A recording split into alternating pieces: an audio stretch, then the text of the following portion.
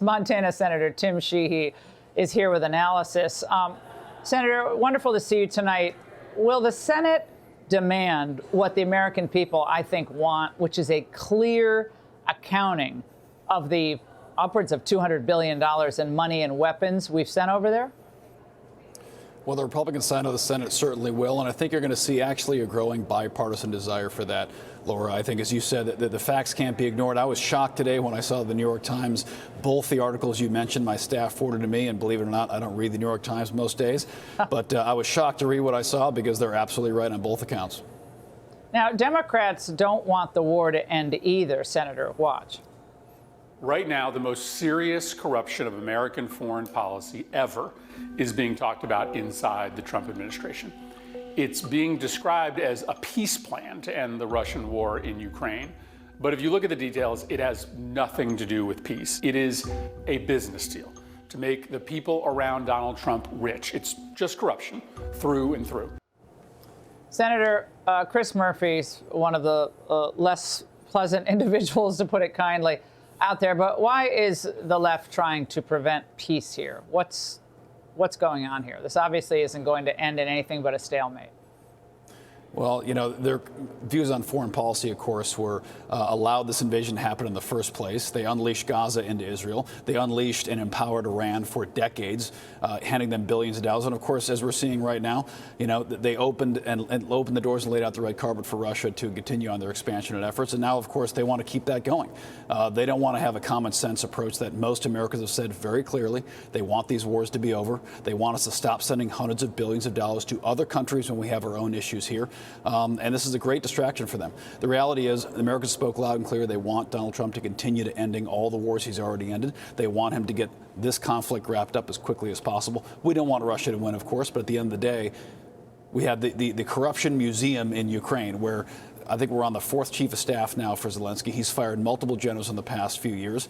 We've proven billions of dollars headed to locations that we don't even know what they've been spent on. We want Ukraine to prevail, but at the end of the day, we can't expect the American people to keep footing the bill for this, and why the Democrats want it to keep going is beyond me.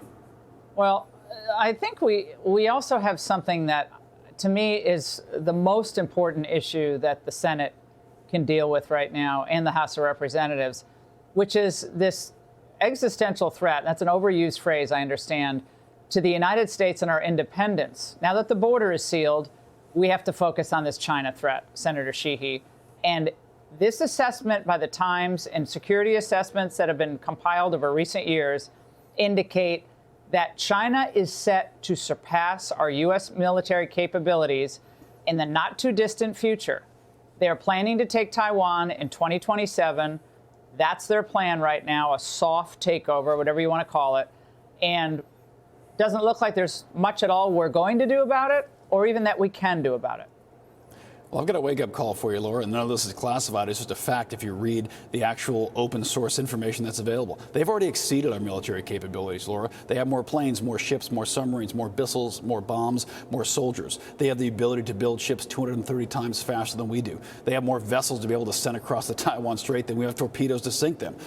They have an air force that outnumbers ours. They have, previously was a technological gap that we were able to depend on. That technology gap has evaporated. Their assets in space are threatening the security of our orbital infrastructure, which threatens our very economy and our ability to do anything with the military. We have fantastic men and women in uniform. We do have great platforms, but we do not have enough of them.